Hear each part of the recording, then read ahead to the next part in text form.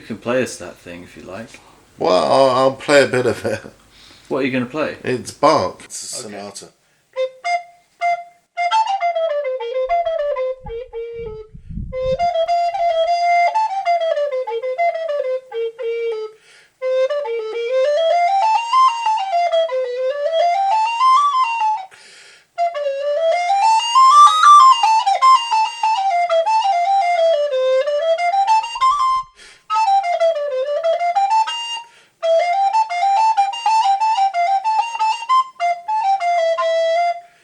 Bit rough on the edges.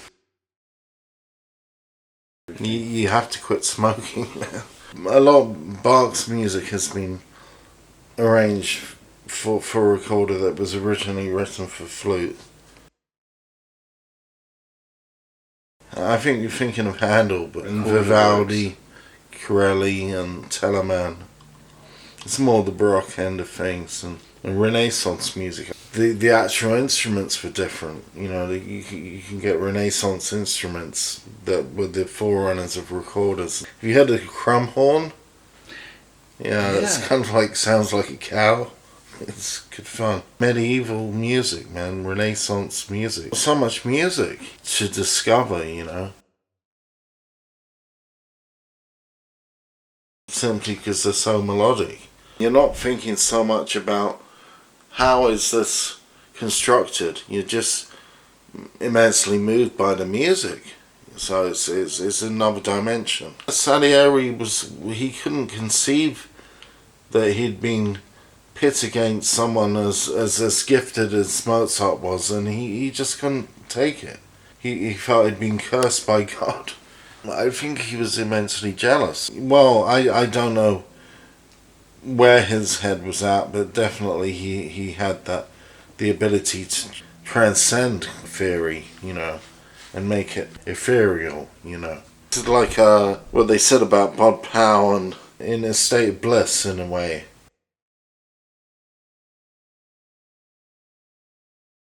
Well, I'd say the FBI probably, and you know, the people who wanted to exploit him, take him for everything he was worth, really. He was immensely imitated as well, you know. Everyone wanted to play like him, and he wasn't seeing the financial rewards for what he did. You know, other people were jumping on the bandwagon. There was an imbalance, you know. Yeah. It's like when Miles Davis was described as a Chet Baker impersonator. It's kind of turning the thing on its head. He was the originator of the style anyway, in the first place, Miles Davis, you know. If anyone was imitating Miles Davis, it would be a whole host of trumpeters, including Chet Baker. Well, Cool Jazz, yeah, because he made the album Birth of the Cool, and that was certainly the turning point. I don't think it's a matter of the musicians not being great musicians themselves. It's just the imbalance that the critics perhaps created. I don't know. It's just because what Buster Franklin was playing was fairly simple. He was making a lot of money and Charlie Parker wasn't, you know.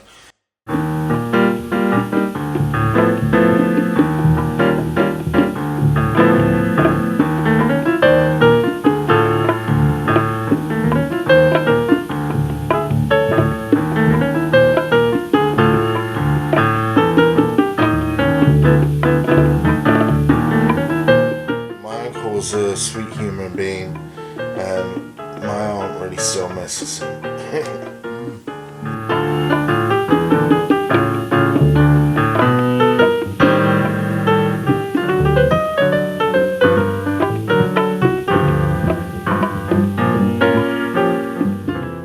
Born in New York, grew up in New York, played Birdland when he was 19. He used to sit at Bud Powell's wife's table to watch Bud Powell at Birdland. He played with Al Cohn, Zoot Sims, Gene Quill, Phil Woods, Gene Krupa. He used to play in the jam sessions. He had his name in the downbeat poll and stuff. But you know, it's that generation, I suppose.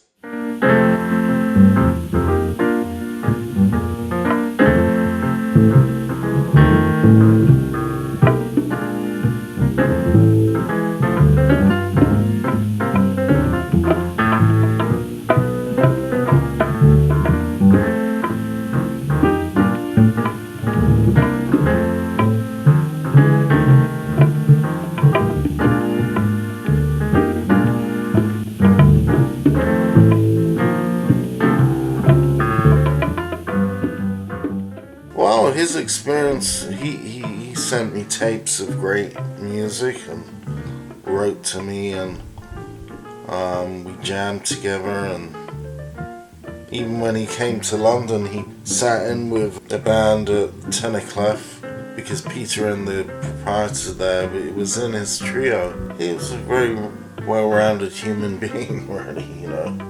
I think through all his addictions and, you know.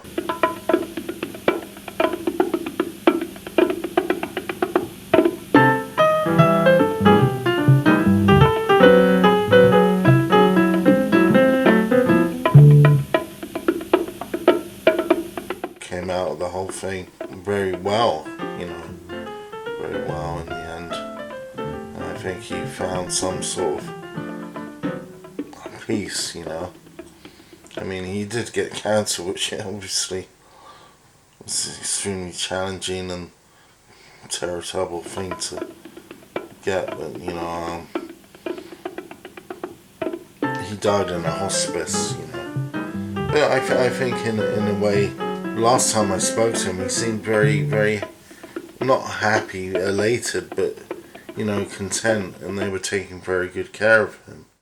I'd like to dedicate my playing on this Sister Hope, who's always there for me, and also to Dr. Michael Grossbard, who literally saved my life, and his assistant Candace Schiffer for her moral support, both of whom I consider good friends.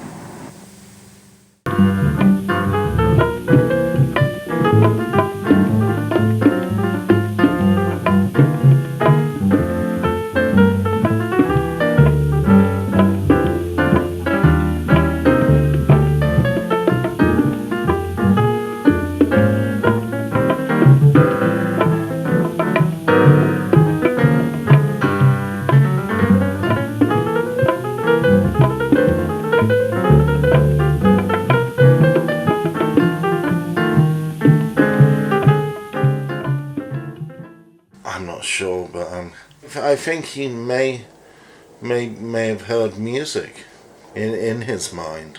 You'd love to feel that, you know, your loved ones go to a better place, and I'd like to feel that maybe he is in a better place and there's music there.